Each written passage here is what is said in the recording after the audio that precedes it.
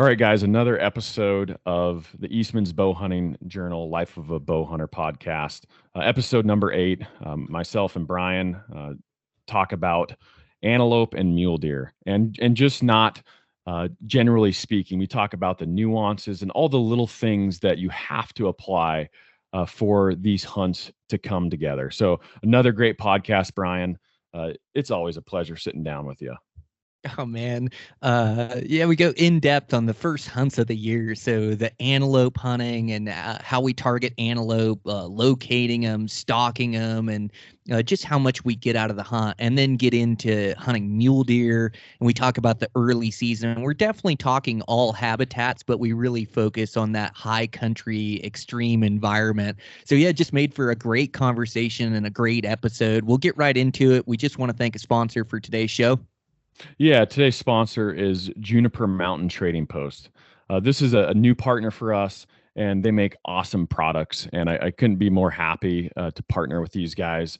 Not only do they come from hunting roots in Oregon, but they make great coffee. They've been in the coffee sourcing and seeking business for 20 years, and they have brought the best of the best to the table. That was their goal with their coffee, Juniper Mountain Trading Post or Juniper Mountain Coffee. Their product line is small right now. There's 3 different flavors of coffee: Camp Cook, Trail Boss, and the Bourbon Select coffee. For those bourbon drinkers out there, what they did was age coffee in these whiskey barrels for a certain amount of time to make just an excellent touch on that. I call it like a weekender coffee, where you're on the weekend, you're able to sit on the porch and just relax and just enjoy a cup of this bourbon flavored coffee. But and a Western, definitely a Western feel brand. And what I love about it, of course, is an elk in their logo. You'll see a pack string on some of their products. But check out their website, Juniper Mountain Trading Post. They're going to have some awesome products releasing in the coming months. I don't have the exact details yet, but it sounds like some instant stuff and some backcountry stuff. So super excited about that. But once again, thanks to them for jumping in and sponsoring this episode.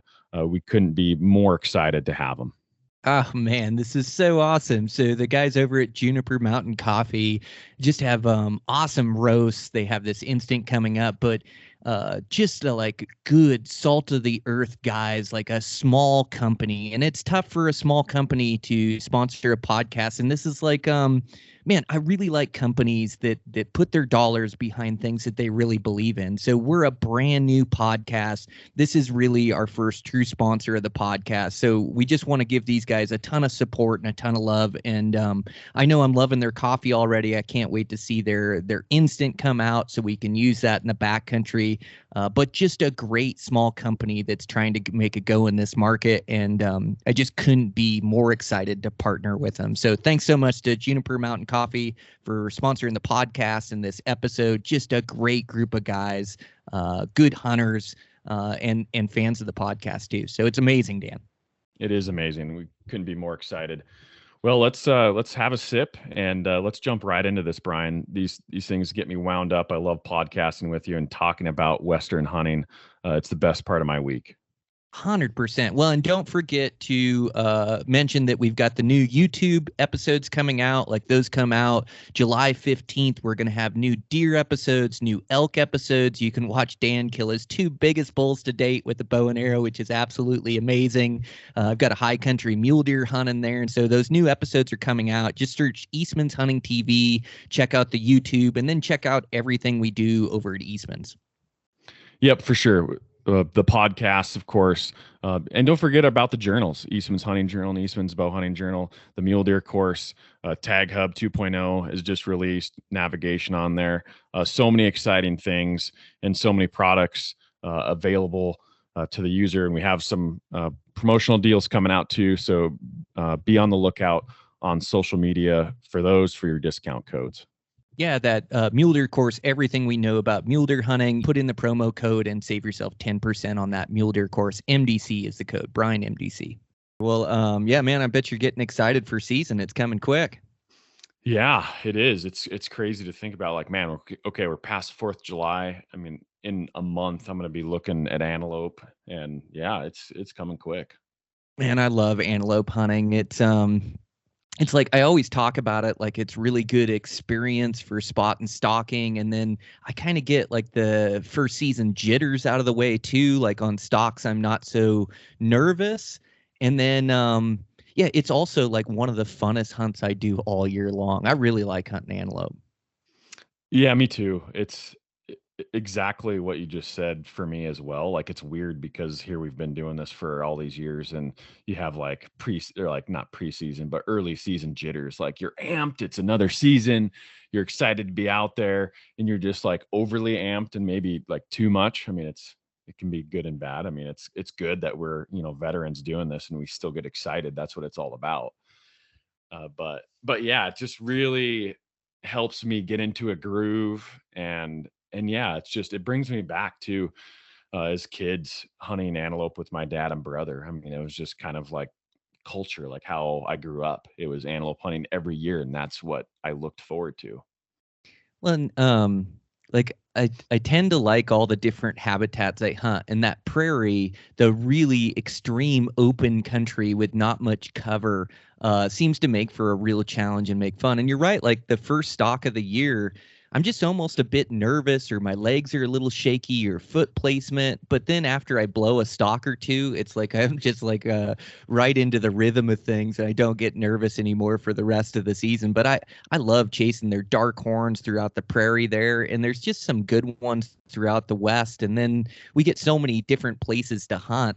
But yeah, I use it a lot for like getting ready for elk and deer season, but in the same breath, I think it's like one of the funnest hunts I do because it's just action and action and stalks and plays and like playing that cat and mouse. Like really that's where a lot of my love for bow hunting comes, you know? And so yeah, I really enjoy it. So on these antelope hunts, Dan, like I don't do much backpacking, well, any backpacking that I can think of.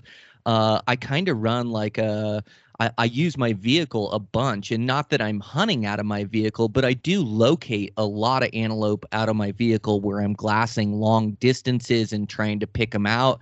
And it just seems like this antelope country is so vast. These prairies are so vast that you kind of got to cover country. There's not many places that I blind hike into when I don't see a buck I want to kill. There's a handful that I'll do it where it gives me a different vantage point over things, but I really use my vehicle a ton during these antelope hunts. Are you similar on these, Dan?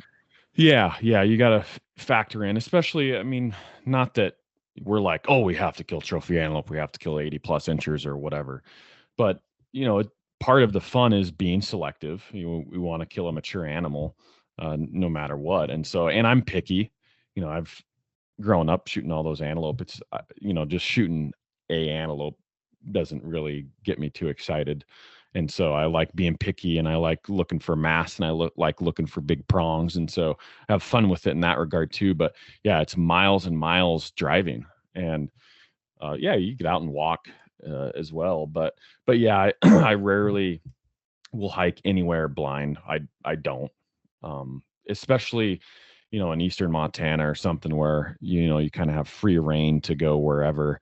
So I'm looking for those next level bucks that I'm going to be spotting from the truck, and then making a play on them. It might be 2 miles away. I might see, and that's what's hard too. Is antelope are hard to judge, and you got to get close to really be able to pick them over. And so, um, yeah, it's just one of those things. It's a different style than anything that we do out west, and you never know what kind of terrain you're going to run across, and you find a big buck and he's not in an ideal spot. It's going to be tough. You might have to sit out there and wait for him to make a mistake, but it's just the name of the game. I feel like.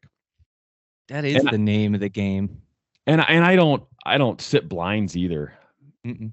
I mean, I know it's very effective. It's very effective, but I think ultimately it's boring for viewers, for video wise. It's boring in my opinion, and if I'm hunting a small area or I have a piece of private that I have to stick to, I mean, there's a time and a place, but I don't sit water.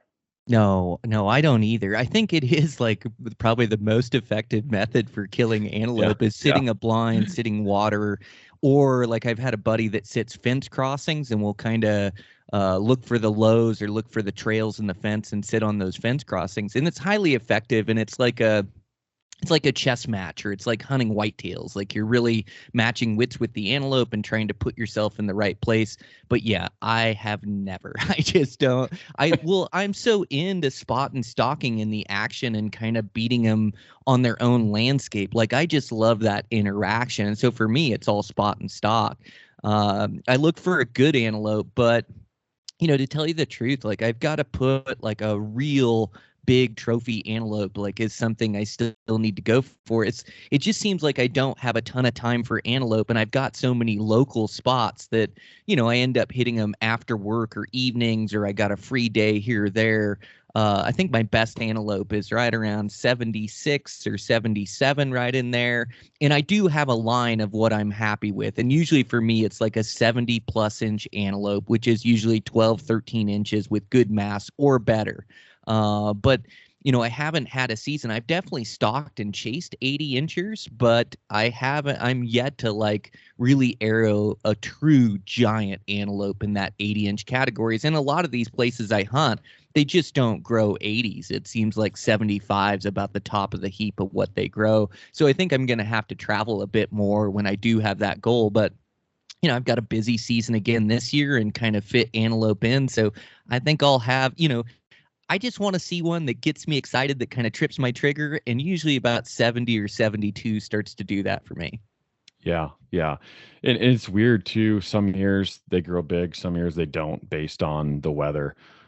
From what I've heard too, you know, an antelope reaches maximum growth potential by 4. Wow. They just don't. Their range is a lot smaller than like a deer as far as maturity goes and growing their best set of horns. So, 4 years old, and then it's got to be the right year. And in Wyoming, there's my taxidermist there at Cedar Mountain. He talked to some biologists, and he's really into antelope. And he said antelope actually in Wyoming, they grow bigger on dry years. And on dry years, you don't want it too dry, of course, but on dry years, there's this sedge that grows that's actually higher in protein and higher in nutrients than like the prairie grass. So on high years where the grass is really tall, they're kind of focusing on the grasses, but on drier years, they're eating this sedge that's lower to the ground, but it has so much more nutrients than the grass does on the prairie, and they get really big. And so I kind of geek out about that sort of thing too. And it'll be interesting this year, with the winter that we had and in southern Wyoming, all these antelope, essentially they're gone, they're wiped out. But in other areas that fared a little bit better in the winter, like I've seen some big bucks this year. I don't know about you, Brian, or where you've traveled, but in the western part of Wyoming, that's one of the hardest hit areas. Driving along the highway, I saw 5 bucks along the fence that I was like, holy smokes, those things are legit. Hooks, mass, 6-inch prongs, like really big prongs that stick out. You look at and you're like, oh. And so I'm really excited to get out. I haven't been out in eastern Montana at all to look around, but I have high hopes this year. Those antelope, they really get me wound up. The big ones do. Man, I'd like to make a trip to central Montana or eastern Montana this year. Yeah, they do hold just big ones. And I've done it before, and you just see some giants. And yeah, I love like the scores generated from the length, and then they measure the cutters from the back of the horn, and then 4 mass measurements on it, 2 before the prong, 2 after the prong, and then that all adds up. So when we're talking 70 or 75 or 80, and usually 80 is like world class, like really big ones. But yeah, and then it's like stalking them is so fun. I hunted antelope with a rifle like 23 years ago or whatever, and I was like, oh, that's okay. It really didn't do it for me. But the minute I started chasing them with a bow, and I've had that bow tag the 900 tag for Montana, I think every year since it came out. It's probably been out for 20 years, or I think maybe 2006 was the first year, something like that. But anyways, ever since I chased them with a bow, I just fell in love because their instincts are so keen, but they're like wired to see danger, like danger 300-400 yards, 500 yards sometimes doesn't bother them as much. But boy, you get inside 100 yards, they are a keen animal. It's like their vision is so good. And in that open country, you can be crawling in the grass and you just think of looking over top that grass, or like try getting a range on them, like coming over the grass to get a range. They just pick you out every time. And it seems like everything can go right on an antelope stalk, and man, it can just go so wrong in the last like step of it, or the last couple minutes of trying to get a range and trying to get drawn. But I think that like really sharpens your skills, really sharpens your stalking skills, and makes you better for everything else, is one of the reasons I love hunting them so much. Yeah, you read my mind on that. I was thinking about that point earlier, is why antelope hunting with a bow is so, it's not essential, but it's so helpful for me and once again at the beginning of the year. But you really just have to amp up your sensitivity to the topography and your spot and stalking. It's more difficult. You have way less to work with, but it just gets you ready, and it gets you your skills honed and refined for deer and elk later that year. Because yeah, only not only are they very, very keen and they can pick you off so easily, but a lot of these areas, and especially if you're cruising around covering large amounts of country trying to find that buck that you're interested in, you might not be in very good terrain, or terrain that you prefer, terrain that you like. They are where they are. And so I've been in some very flat terrain, and sometimes I'm just waiting for them. I'll watch them from a distance and wait for them to get in, make a mistake and get into a spot where I can get on them. But other times it's so flat out there and there's nothing out there that I don't even attempt it. And so, yeah, that just helps me refine and just really get tuned up for the year, skill wise as well, especially if I haven't done a spring hunt or a summer hunt, or haven't got it's been 6-7 months since I've went on a bow hunt. It's absolutely the perfect way to start a year because of that too. Well, you're right, Dan. Like, you bring up a good point, the decision-making process, whether to stalk or not stalk. And those antelope, a lot of times it may look flat and it's got some topography or some undulation that you can work with, because antelope, you have to learn to work with the smallest undulation or the smallest topography. And sometimes it's just a little rise, or sometimes it's a dip. But you're also correct, and there's antelope that you don't want to stalk and waste your time. It does no good to try to crawl 500 yards on an antelope to get busted in the end because you can't come above the grass to get your bow drawn anyways, or to get a range. And so you kind of like learn these tough lessons of like trying to figure out what's a high percentage stalk and what's a low percentage stalk. And sometimes I have to just change terrain. Like there's terrain that lends itself to bow hunting. And this is a good lesson, like not only on antelope, but this applies to all species, is that some country that you hunt has so many folds and coulees and draws and little timber patches and sage that you can really work with it and get in close. And in that, in that scenario, you see a good antelope, you go for them, and then you just kind of adapt to the situation you're given once you get there and try to get in close, or let them go over the next rise, or you got country to work with. And then there's country that's so flat, like you can hunt it for a week and you're never going to get in close or shoot an antelope. Like there may be the biggest antelope in the world out there, but you're almost just wasting your time stalking them. You're better off to just like either sit there and wait for them to get to a better spot, or sometimes you just drive away from a giant antelope because you know it's not conducive to arrowing one, and you better just go find another one that's in a better spot. But yeah, I'll find myself too. Like I've got a spot, my local spots here are pretty flat and pretty open, and I'll hunt them, and maybe I catch an antelope in the right spot, but I'll go like over I'll travel an hour or so, and then I can get into this country that's got way more undulation and folds and coulees and canyons. And it seems like it only takes me a couple days in that country and I can arrow an antelope just due to the country that I'm hunting. So it's something to like keep in the back of your head as you're antelope hunting, is looking for the right country. And you get in the right country and just think to yourself, man, I could kill one if I found him in here. And that's really conducive to spot and stalk antelope hunting. Yeah, you bring up a good point with that. In Wyoming, we have to select our unit and then apply for the tag. And there's really no like archery only tags in Wyoming. There's a couple, but they're, not very high profile and just kind of just, okay areas. But you factor in the time of year that you have to hunt, which, August is usually, or antelope and bow hunting antelope rather is usually August 15th is the opener. And I like to get those hunts in early. And I have antelope hunted in September as well. But my point I'm trying to make is that these antelope, they summer up high and they summer up near timberline where they're most conducive to stalking. And so knowing that, I apply for these units that have high country. I say that in quotes because it's, it's still antelope hunting, but these antelope they're summering at 7,500, 8,000. They do get up to 9,000 feet. In Idaho, I've seen them up to 9,500, but they're up high near timberline where there's a lot more terrain. And so I apply for these units that I know this is the habitat that they live in because I've been in there, I've seen them in there, and I plan on hunting them in August to help set myself up for success because I know they're in this terrain that's going to be conducive, and I probably can get it done in a couple days. Whereas if I'm, chasing my tail down in the flat somewhere, it might take 5 days or a week to, get a stalk on the buck that I want.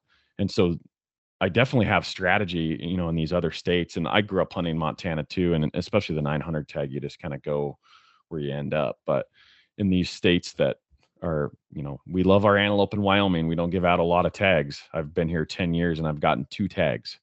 Mm. And so yeah, there's definitely a lot of strategy that plays into an antelope unit. Yeah. Well, and you mentioned time of year. I love hunting them in August to kick off the season, but man, it's special if you can save your tag till September. Here in Montana, they let us hunt them till, well, the rifle season opens like the first week in October, and then you can still hunt them all the way to like the first week in November. But you don't want to take it past that rifle season because they get chased around and chased off the public pretty good. But that September is like the middle of the antelope rut, and it is absolutely crazy action. And I know like a lot of times I'm focused on deer and elk, but it combos pretty good with elk too, to hunt elk mornings and evenings and then antelope in the middle of the day. Like you can wear yourself out or wear yourself ragged chasing those antelope the middle of the day, but it's just action. Once they get rutting and they're chasing off other bucks and it's just chaos in there, and it's a good time to kill a big buck. And two, like all the hunting pressure's off. Like antelope hunting, when I first started with a bow, there was nobody out there. People thought it was impossible to spot and stalk them, and now there's more guys doing it. I'm in Ennis, Montana. There's a lot of guys that travel down from Bozeman to hunt them here. And so, like in that August season, there's a lot of antelope pressure. Once September gets here, everybody's focused on elk and mule deer. Man, if I just get an evening or a middle of the day, I can get some insane rutting action on those antelope. And so it always feels pretty special if I still have a tag in September. And I seem to always manage to fill it one way or another. In fact, I think I've killed an antelope every year since 2006. So some way, somehow, I always end up getting one arrowed. But I love that September season if you can hold off and wait a little bit or don't have another hunt pressing.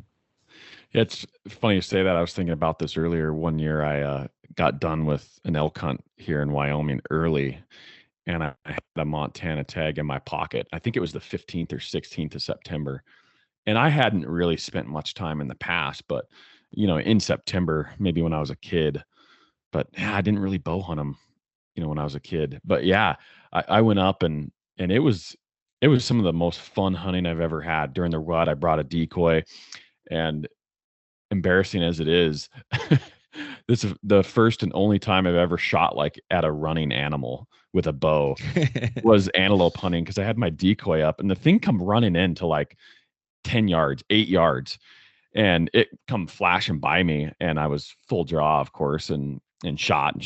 You know, I'm no Tim Wells. I hit like 2 feet behind it at 10 yards. But it just came in, and they're so unpredictable. It looped back out and was like standing there, you know, looking at the decoy, and it was trying to figure out what happened. It didn't really know what happened, or know that it got shot at, I don't think. And then like 2 hours later, I looped around on it, and it was this piece that had really good terrain to spot and stalk with. And I got this buck killed like 2 hours later on a big loop around. But yeah, it was September 16th. And I would do that again in a heartbeat. If I have some free time, some open time in September, and I get some of these hunts done, you better believe it, I'm headed up and I'm going to be antelope hunting and hoping for a rutted up buck, because dadgum, that's fun hunting. So fun. Well, and those dang things, they'll frustrate you. They're a small target and it's open country, so they tend to be longer shots, even though, you know, I've had close shots or places that do lend itself to getting in super close. And I don't send bombs at them or anything like that, but it does seem like my average antelope is usually like 40 to 60 or even pushing that 70 mark out there. Like they're usually longer shots on those things. And man, they're a small target, but they will jump a string. Like they will make you look like a fool. And they don't just like duck a string like a whitetail, like they duck out of the way. Like they are yards out. Like you missed him by 5 or 6 yards. By the time you shoot, he hears that bow go off. He'll start running and your arrow is just nowhere close. It'd make you look like a fool. And then the minute you have one stand still and wait on the arrow, and then you duff that one, like antelope hunting can really get inside your head and frustrate you. And in some years, you know, I tend to be fairly proficient at hunting them now. I've done it enough where, you know, you give me a handful of stalks, I'm probably going to arrow an antelope. But I've had years where I've had 20 stalks to kill an antelope, or even more, you know. So they are pretty crafty. They will jump a string. You really got to sit on your shot. And that's why I'm pumped, like these new Matthews. I think, you know, it's the quietest bow I've ever shot, you've ever shot. I think it's going to give us a real advantage hunting antelope. Definitely. That's what I'm excited about, is to see how that, excuse me, how that goes, is because, yeah, they remind me of Axis. You know, they jump the string, they hear any little thing, they're going to be jumping out of the way because they're so sharp. I think they see better than Axis, ultimately. And with antelope, the hardest part is getting into range, and I don't care how good of a setup it is. The hardest part is getting a solid range on that buck, exposing yourself, getting your binos up, and then coming back down, or, you know, hooking your release and then exposing yourself a second time to get a shot. So difficult to make those two things happen. So difficult. And axes are similar, but that's the challenge right there, is they pick you off so easily. So you have to be very, very calculated. I took a new hunter hunting last year. Yeah, my buddy in Montana. My camera guy, Tim, he had a rifle tag, and we went out a few days early, and he had a 900 tag, and he's like, yeah, you know, we were just kind of scouting, and he was hunting, you know, before the rifle season started with his bow, and I think he's killed a couple with his bow. But the timing, and you can see when somebody's just starting out, like the right second to move, like it's so calculated, and if you're off by just a half a second or a millisecond, they're going to see you and pick you off. You have to be very, very aware of them turning their head, the cover that you have, like, and feeling out like what antelope are going to see, or what kind of exposure can you get away with. You just have to go do it and learn what you can get away with and what you can't. But talk about just super work, and a great time to work on the timing of bow hunting and the sensitivity of animals with great eyesight, and learning when to move and when not to move. That really stuck out to me. I was like, you know, some of these things we take for granted, we've been doing for a long time, but there's some very tricky, very ticky-tack things with antelope hunting that you better nail, you better be good at, or you're going to fail. Oh man, that's really spot on, Dan. That's like great insight. And you're so right. It's like these nuances of the stock and when to move and how to move. And you're right. If you just haven't done it, you just don't know how to get it right. And range finding, you really learn on antelope that range finding is an art. It's like this skill that we don't work on very often, and it's a skill that comes into play on all animals we hunt.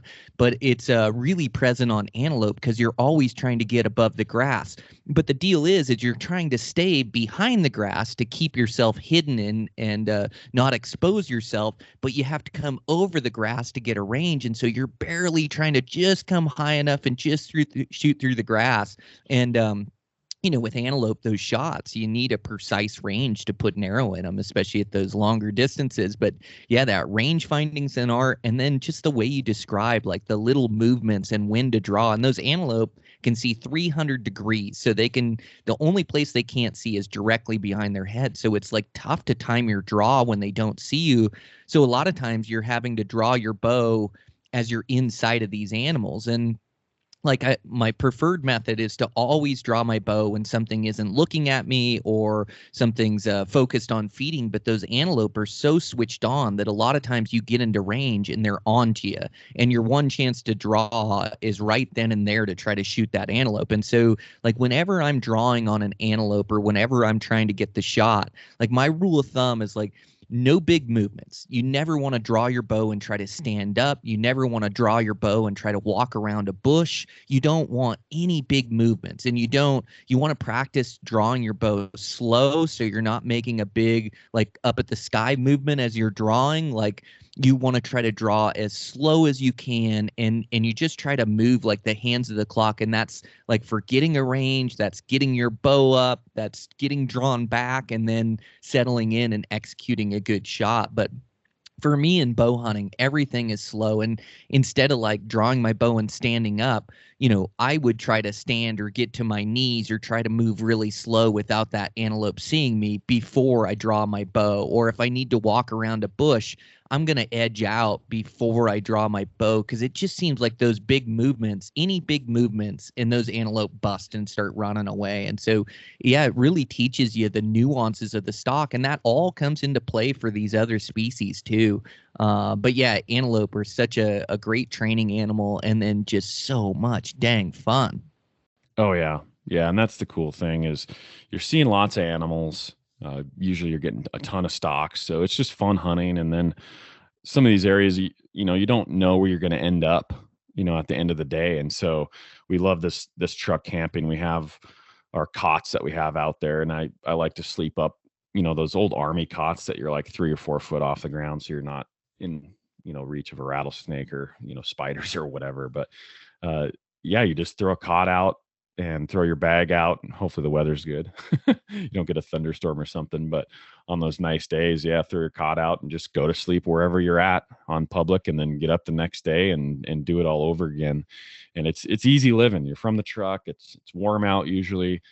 You got water. You're not having to skimp on anything because you got food, and it's just easy living. And it's more of it's what growing up, it's a social hunt, with family. That's how it was for us. And yeah, we're still selective on the bucks that we're taking, but we're shooting a lot of does growing up too. But just the social aspect of it, and how relaxed it is until you blow a bunch of stocks and you get pissed and start hunting angry. That's not a bad thing either. But anyway, I wanted to touch too on what you said about moving slow and no big movements, because that's so important with these antelope. And you have a tendency to make big movements and like draw your bow fast and do quick movements, because your time frame, your window to make those movements might be pretty small, depending on what that buck's doing, looking the other way, or his head is down for a second. So you have that tendency of like, okay, I got to draw fast because I only have a half a second anyway. But you can't let yourself fall into that mindset of having to move fast, because I've had it, antelope looking away from me, and I've moved too fast and they pick it up. they pick it up. So if they don't pick up, that slow movement is easy, but like you said, their field of view is so good, and their eyes are on the side of their head, so they're like a bird where they can just see everything except for like the back of their head. And so that slow movement is so important. And what messed up my buddy, last year spotting and stalking these antelope is, exposing yourself. And a lot of times, with bow hunting, obviously you don't want to outline yourself on a skyline. Like that's what they can really see. That they see that movement on the skyline. It's so incredibly visible to them, and they can see it from hundreds of yards away. So anytime that you have a juniper or something to get on the shade side of a tree or a shade side of a bush, do it. That's huge. If you can have something to break up your outline, and then you can get away with a little bit more of that movement and being exposed and whatnot, because you have something behind you to break that up. Yeah, that's a really good point, Dan. Yeah, it is. It's an art, and it's just one of those things that like experience is the best teacher. Like you hear about it, you just got to go draw an antelope tag and then go out and do it. And even though it's truck camping, it's easier living, you got a cooler there, you got food and cold drinks, man, you go for it antelope season. It's usually hotter weather. And so sometimes I'm hunting even in 100-degree heat, 80, 90-degree heat is really common. And you're just working so hard on these stalks as everything, you got to keep so low.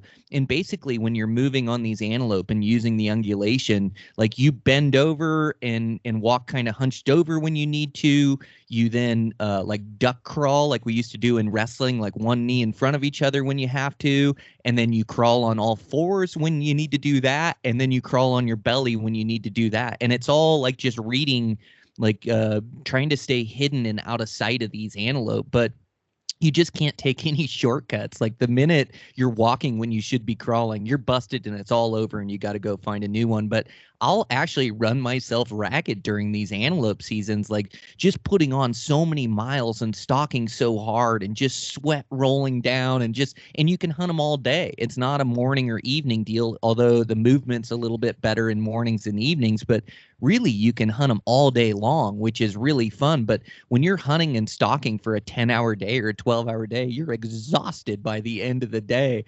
But that's part of what makes it so fun. And you also got to watch out for thunderstorms that time of year. I can't tell you how many times I've been chasing bucks and you just get this mega storm that rolls off the prairie, and there usually isn't much hiding from it either, so you have to be cognizant of that. But yeah, they're an absolute riot, man. I just love hunting those things. But yeah, we'll get through antelope season, and then like the next up is like hunting early season mule deer, which early season mule deer with a bow is such a great opportunity at big mature bucks. And that's, in any of these landscapes too. Like the high country has definitely gotten popular, and I love it. It's like the most extreme terrain. You can go hunt mule deer or really any of these species in the lower 48. I mean, I'm sure goats and sheep getting some more gnarly terrain, but a lot of times these mule deer above the goats. And then, you can also apply all this knowledge and all this hunting to some of the foothills and breaks and badlands and stuff for hunting these early season mule deer. It's a great opportunity at a good buck. Absolutely. I was writing an article for the Bow Hunting Journal the other day, and that's exactly what I was thinking about, were how extreme these mule deer, this extreme places that they live in, but also this early season is by far the easiest time of year to hunt them, because not only are they spending the most time out in the open compared to any other time of hunting season other than the rut. Some states there's some rut hunts out there that you can get in on, but for an early season, in velvet, when they have that summer coat, that red coat, and they pop when the sun hits them from 2 miles away. Man, that's such a huge difference. It's such a huge contrast in hunting them, like say in October, when they're freshly hardhorn and they're brushed up, and they're just so difficult to hunt. And so, yeah, those early seasons, not only it's still a contrast from antelope hunting, because everything's more extreme, of course, and you're really testing your backcountry capabilities, and you really have to have those skills sharpened and refined to be successful. But you're also hunting them at the best time of the year to be chasing a mule deer is that early season. Yeah, 100%. Well, and most of it, you're right about your backcountry savvy. Like hunting them in this extreme environment, there's not very many places in the high country where you can day hunt them. I mean, there are some opportunities and some big hikes that you can make, but most of the time, it takes a day to climb up to where they're living at. And so you got to get really good at your backpacking skills. And backpacking, weight and elevation are the equalizer. Man, it can sure put a wear and tear on you when you're having to backpack all your food and sometimes all your water or a couple days worth of water up into that high country. And then, yeah, it's such extreme terrain that just even navigating that country, navigating the September storms up in that country, can be a real challenge. Like just surviving up there just to give yourself a chance. But then those deer, yeah, you're right, man. They're so susceptible in this early season. It's like it's a special season to me, just like the elk rut is, just like the muley rut. And I love the muley rut, and that's a great opportunity for a good buck. But it's so much chaos. They're chasing does during that time of year, and I just find it's a better time to kill them in the early season. They're more patternable. They hang in bachelor crews, and so if you can just get on the bucks, then like you can look for the biggest buck, and so you got a real chance at a giant in and through there.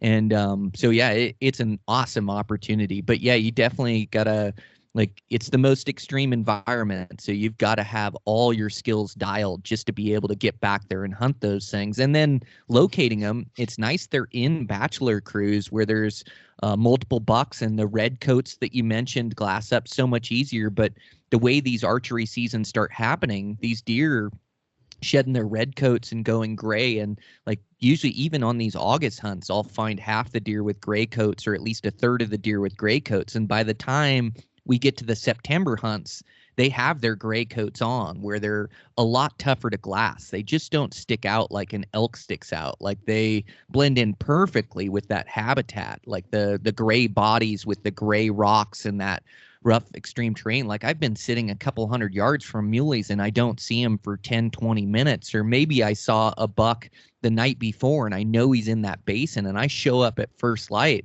and I glass for an hour and don't see that thing. And pretty soon that buck stands up, and he was in the wide open bedded the whole time, and I never glassed him up. And so you have to be a lot more diligent with your glass. And then, bucky country, you can look at 3 drainages that look exactly the same and the same bucky features and green feed, but the bucks will only be in one of them. So you can stare at a couple different drainages and there's not even a bachelor crew of bucks in there. And so they're not spread out throughout the landscape. They can be just in certain drainages and certain places that those bucks like. And so, you got to be able to travel country, be really diligent with your glass, just to be able to turn them up and get a play. And now with the popularity of it, I think these bucks also go to secondary living sooner. Like I think they go when they feel the pressure. Like I even noticed in Nevada in August in some of these high pressure units, the bucks travel to secondary living the moment the season opens. And then I see it, September in Colorado, these bucks September 5th or so, they're starting to move to secondary living. And so, it's definitely not easy. Like those bucks are a real challenge with the bow and arrow. You can't call them in like elk. It's all spot and stalk tactics. But I think of it as like that early season. It's a bit more like calculated and methodical, where you really sit behind your glass. And then, I like hunting deer on their feet, but usually that early season, I'm trying to bet them, because when I bet them in that afternoon bed, the directional winds come up, the thermal winds are going uphill, so I've usually got a good wind. And then I know that buck isn't going to move, or at least he's going to be still for an hour or two in that spot. So I can really sneak, like really slow and methodical to that spot. And I'm moving quick at first because I don't want that buck to move.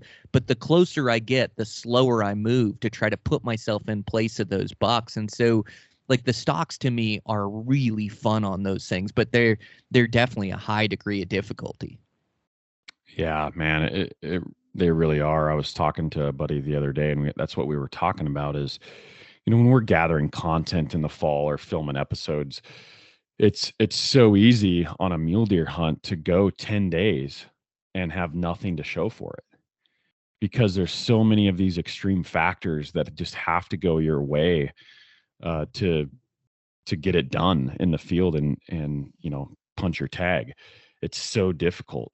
And we were laughing because, like, compared to elk during the rut, usually, if you're in a good area and you got some bulls running around during the rut, you can be wham bam, kill a good bull in a couple days and lay down some good footage and off you go and go on to the next hunt. But mule deer, it's not like that.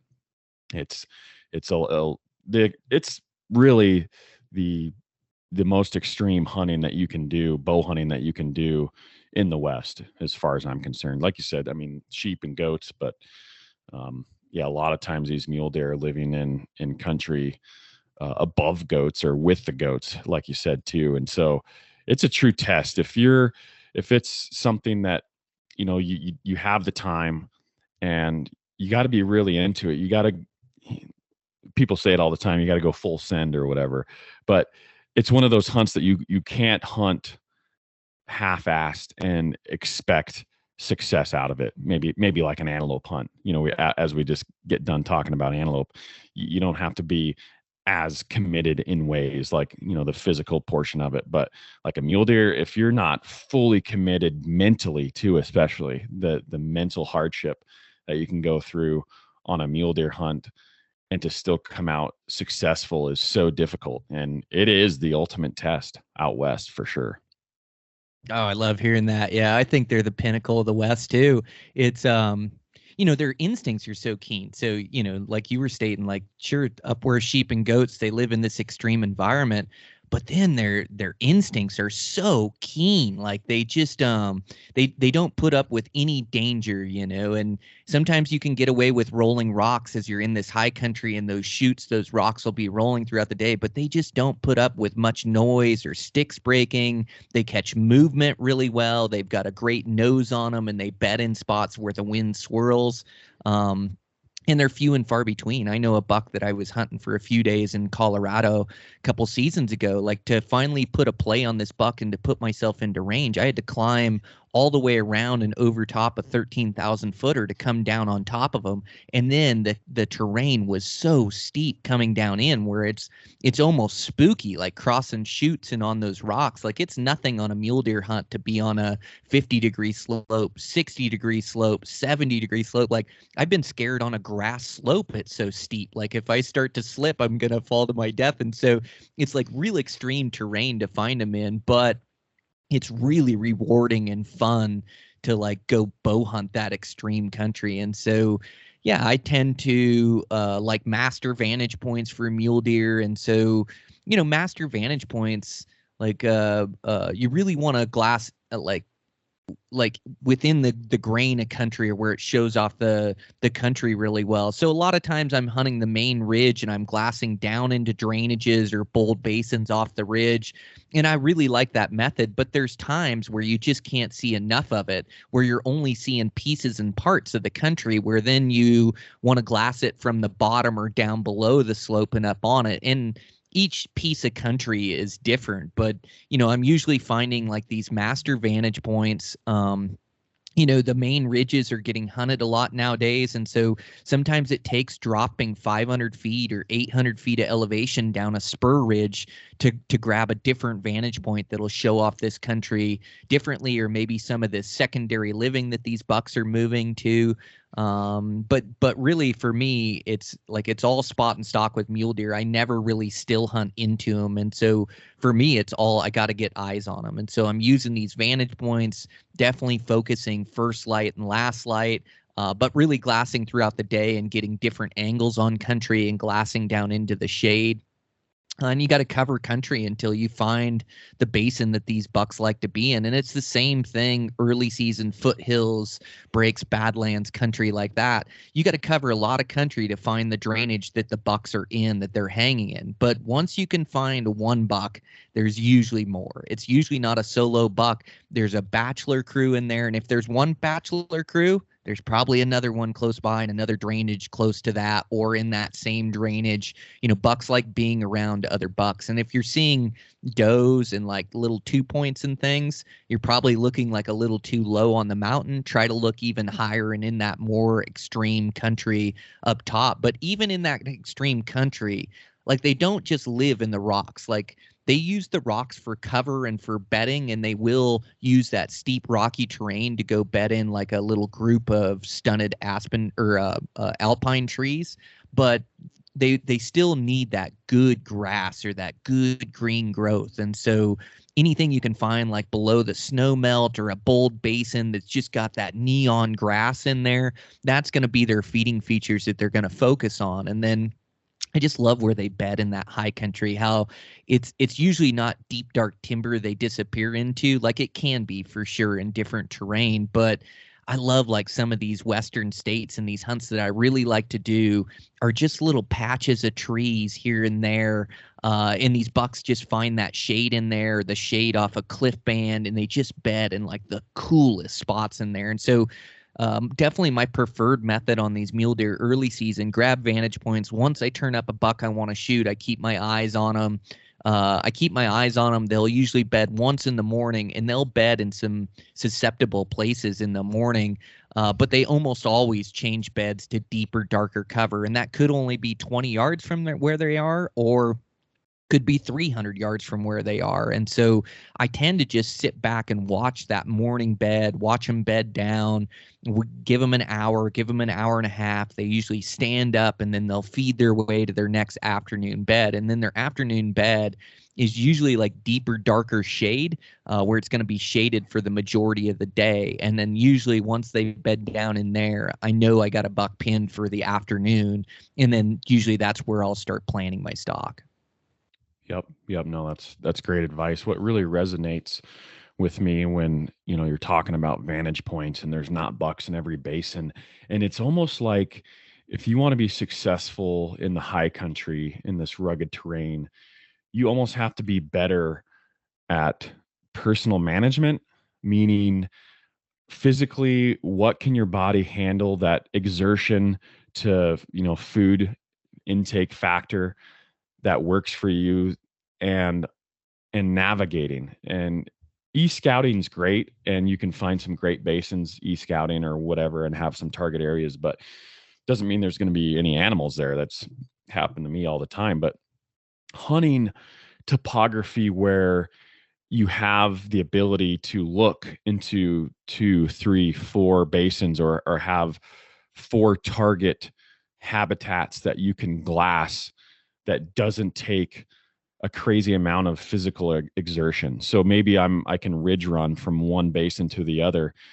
during this time frame in the morning, prime time or the magic hour, the first couple hours of daylight, because you can find these bucks, you can see them so much easier when they're on their feet. But as soon as they sit down, lay down for a minute, you would never see them. And so you want to catch them on their feet, but also it's about planning. So much of it is about planning. Like with what Brian said, just because there's a basin there that looks fantastic doesn't mean that there's going to be any bucks in it. So being mobile, and on top of that, managing yourself, your personal management, your exertion, and how long does it take for you to hike to another drainage during that first hour of light. I don't want to be spending my time hiking during that first hour of light. I need to be spending time glassing. And so you need to plan accordingly, where maybe you can jog or fast walk to another spot, or just plan where you're hunting a knife ridge and you can have 3 or 4 different basins or aspects that you can glass into to really make the most of your time and your energy. Because if there's one thing that will get you back there and cause you to fail, is if you overexert and you work yourself too hard to where you can't hunt effectively. I've been there in my younger years for sure. And so it's a mental thing. It's a planning thing, knowing the terrain, and, use that e-scouting to know how much elevation, those topo lines, how much elevation you're going to have to gain or lose to get from one prospect of a vantage point to another. And then obviously boots on the ground is definitely the way to go if you can manage it. But building a plan and having a plan C, D, E, F, G, all the way to Z, having all these plans that you can possibly make to set yourself up for success. Because when it comes to high country mule deer hunting, I think a successful hunt is a stalking opportunity on a mature buck and probably a shot. If you can get a shot at one, that's a successful hunt. And I have no, in the mule deer course, we talked about that too in the hunt strategy section, is if you can, I can walk away from a hunt after 7 days and be unsuccessful and miss a buck and shake my head in defeat. And you got to laugh about it a little bit, but that was a successful hunt because there's so many extreme things that have to come together, and leading up to a shot, even if it's a miss, is something to be proud of, in my opinion. Just because of the personal management and the navigation and the timing and all these things that come together, especially these extended hunts, to have the energy to do it, and the mental fortitude is something to be proud of. Oh, 100%. Yeah, you got to take small wins, right? And even just locating a buck or getting a stalk on a buck or getting a shot, like so much had to go right to create that scenario. And yeah, you just try to build on that momentum and then, try to get it done in arrow one. But yeah, you bring up a really good point with strategy, setting yourself up right. I also liked what you talked about, like pace in the mountains. Like this is the most extreme environment you bow hunt. And it's so easy to blow yourself up. Even guys like me and you that train nonstop, and we've really built our bodies around hunting the mountains the last 20 some years. And so we're built for the mountains. But even I find myself, like I've got to have a pace in the mountains, and my pace is usually like 6 to 10 miles a day, 3 to 4,000 vertical feet. If I do that, I can do that every day and sustain that pace, and then I can sleep at night. I'll recover and I'll wake up fresh in the morning. And sure, maybe by the end of the trip I'm a little beat down, but it's a sustainable pace for me. But if I push further than that, say I see a buck a long ways off, and it's like, okay, this is all in. I know I'm going to pay for that. And the next day, my legs are sore and tired. And actually, I find that the mental side of things, I'm just not as positive or thinking as clearly or not in a good headspace. So I know I pay for that if I do more exertion than that daily exertion that my body can take. And I did it like last weekend. We were at I was at the summit with Lampers out there, and we had a big hike for the guys and a big 3D course. And, it's like a big 12 or 15 mile day or something like that, which is something I can do that sits inside my exertion level because I didn't have a ton of elevation I was climbing, so I can recover from that. But we had a girl there that was a daughter of one of the instructors, and she knew I was a runner, and so she hit me up the night before, and she said, "Oh, let's go for a run tomorrow morning." I said, "Okay, yeah, it's light at 5, and we'll go get in a run before this hike." And so I went on a run with her, and she is a beast. She is like this college athlete that runs cross country and track and 10K. And she put a pace on me that was just like, I mean, we started off at 6-minute miles for like 8 miles. Like she was just going, like I could hardly visit with her because I was out of breath. She just pushed me. And so like, it was great. I got in this good run, but then I did the 12, 15 miles after that in the chute. And the next day I could feel it. Like I could feel mentally like I was a little drained. Physically, I was tired. My body was tired. And it's just like a good lesson to remember that it's like find that sustainable pace and manage your effort in the mountains. And it's like it's a marathon, not a sprint. And you got to like pace yourself in here to where you put this constant effort in, day out, and give yourself a chance. But you also don't want to start off with a 20-mile day where you blow yourself up, because the next 6 days you're just not going to be effective. So I think you bring up a really good point. As we were hunting this extreme terrain, you really have to manage yourself and your exertion. And also, like the high elevation puts a different wear and tear on your body. Like a mountain at home or a hill that's 500 feet in elevation, I can go run up that without even a break, no water, no nothing. But I do that same hill at 10,000 feet in elevation or 12,000 in Colorado. like it may take me an hour and a half and I'm tired. My legs are more fatigued. Like that high elevation, it doesn't fuel you don't get as much oxygen. So your muscles don't get as much oxygen. So your muscles like get fatigued quicker, and you get the burning legs quicker, and then you don't have the breath. Like you don't. So it's like it puts extra exertion on you being in that high country. And so it's like really easy to blow yourself up in there. And not only do you not have the energy to continue to hunt hard, but you can get yourself to some dangerous situations with exhaustion sickness, elevation sickness, and that's brought on by like huge exertion days where you're putting extra stress on your body. And so I think it's really important, like the first three rules of backpack hunting or hunting the backcountry are safety, safety, and safety. Like you have to make good decisions and keep yourself safe. And no buck's worth dying for. Like some of these bucks will bed in cliffs that'll really tempt you. And like, man, I've been in some sketchy situations trying to stalk bucks, thinking I can climb down to them, and end up free climbing and having to have my bow on my pack. And the moment you start to get scared on those slopes, like you start to shake and you can't make a move, like it's no buck's worth dying for. Wait till he gets to a better spot. But also you just have to manage your exertion back there to make sure that you're effective and then keep yourself safe. Yep.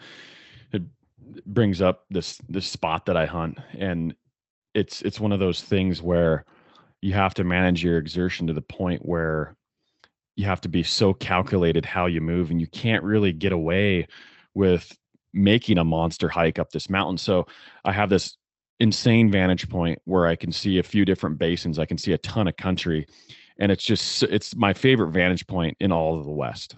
No doubt about it.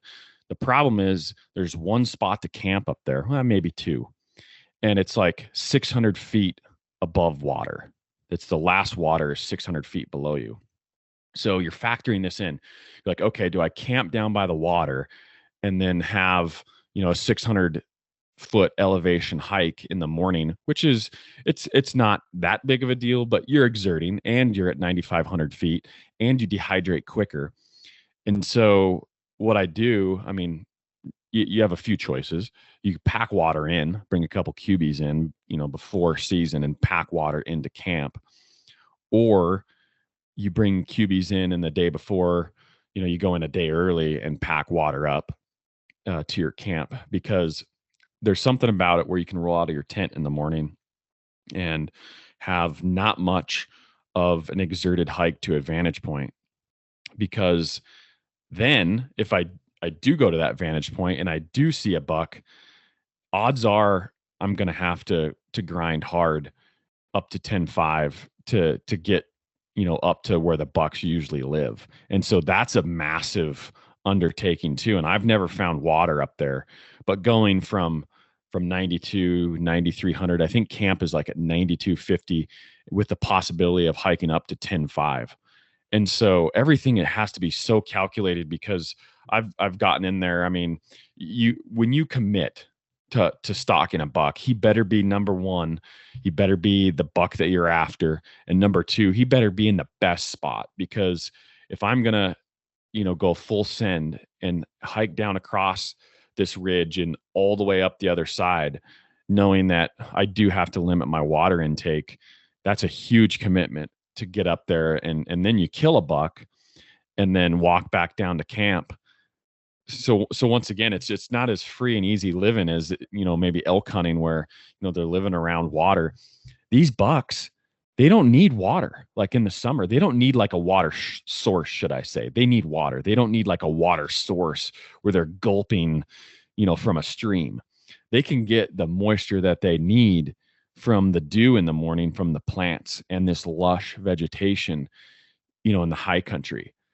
And so just because there's no water there doesn't mean that there's not going to be multiple big bucks or just multiple bucks in general, because they just don't flat out need it. And so anyway, I love hunting this spot, but everything has to be so calculated, and I won't run on anything and go try to kill anything unless it's, it's down to the wire, it's coming down the last couple days of the hunt, or it's got to be, an excellent spot, where that buck is bedded, or it's got to be the buck, it's got to be a great buck. Otherwise, I know I'm going to be gassed out to the point where the next day, you're going to run another deficit. Maybe you see another buck and you run another, you know, exhaustion or energy deficit the next day. And so you can wind up in a tailspin pretty quick. And so, yeah, the calculation that it takes sometimes to make it all happen is so extreme. And that's why, like, on most of my mule deer hunting, I try to camp near a water source, or like in that country, like near a lake or a pond that I know of, because it really does just make life so much easier when you have unlimited amounts of water at your disposal.